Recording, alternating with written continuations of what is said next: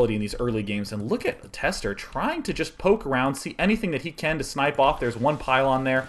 A little bit of a vulnerability for HuK at that south side, but of course you really do need that pylon there, as that will allow you to warp in units and continue to be aggressive. HuK getting quite low on minerals, look at that 300 at each of the mineral fields. Tester having a little bit more, as much of his money was from that expo at the start, and it looks like Tester is gearing up to take his expansion once again.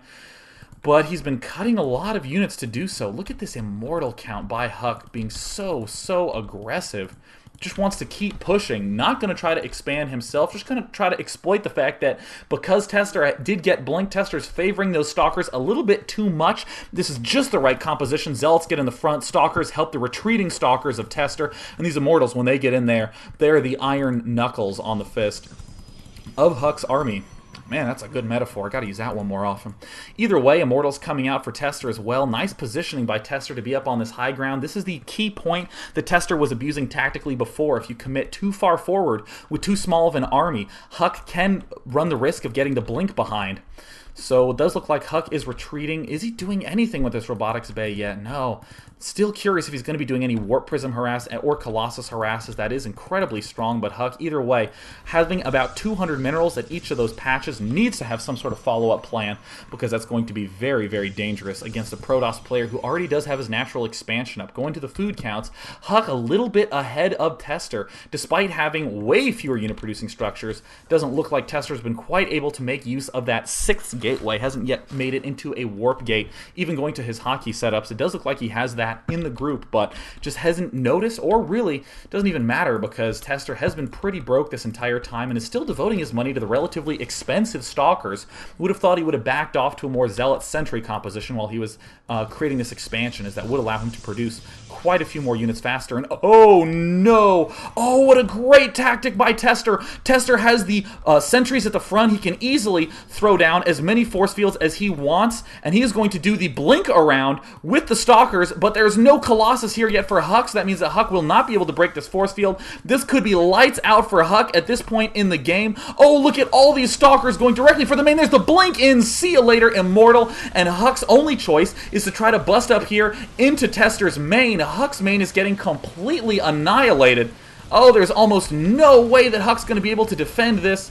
But HuK doesn't even care. HuK's going for Tester's main himself, and Tester is going to have a tough time defeating this army of HuK. And there is one pylon in the middle of the map, so HuK might be able to stay alive. Who needs his expansions when you can just base trade, right? Looks like Tester is trying to morph in as many sentries as he can to continue to force field. HuK has made some units up to the high ground of Tester's base. Tester needs to throw a force field. Uh-oh, some of those Zealots managing to sneak their way up there. HuK smartly pulling back, and here comes the remaining forces of Tester trying to pull back. Didn't kill the Nexus. Whoopsie daisies. Big blunder by Tester. Will give HuK a little bit of a chance to come back, and here comes the sneak up the ramp. Oh, the force field was too late. The Immortals are up the ramp. HuK has way more units than Tester at this stage in the game, and here comes the key blink for Tester. He needs to do damage with these Stalkers. More units getting warped in. It looks like there is a huge economic advantage here for Tester, and it looks like HuK will not quite be able to defend this. Or be able to close in and do the damage that he needs to. And there is good game from HuK. Tester manages to take the series 2-0 despite that very intense battle. The base trade did end up going in Tester's favor. So Tester will end up going 2-0 in his group.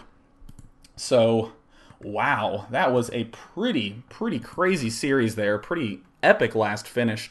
So that does mean that Tester is going 2-0 against HuK. So HuK will be eliminated 0-3 in his group, despite an impressive performance against all three players in his group, the Little One, Idra, and of course Tester just now. So once again, for any of you who are curious, we are doing 2 more days of broadcasting, 7 p.m. tomorrow on Thursday and 7 p.m. Friday. And the grand finals, the top 4, will be happening on July 26th at my countdown party that is in Harvey Mudd College in Los Angeles, California. For more information, go to day9tv.eventbrite.com. And once again, giant thanks to Razer for making this tournament possible with their wonderful sponsorship. And of course, Razer will help have a lot of presence there at that finals, because they are in fact the sponsors of the tournament.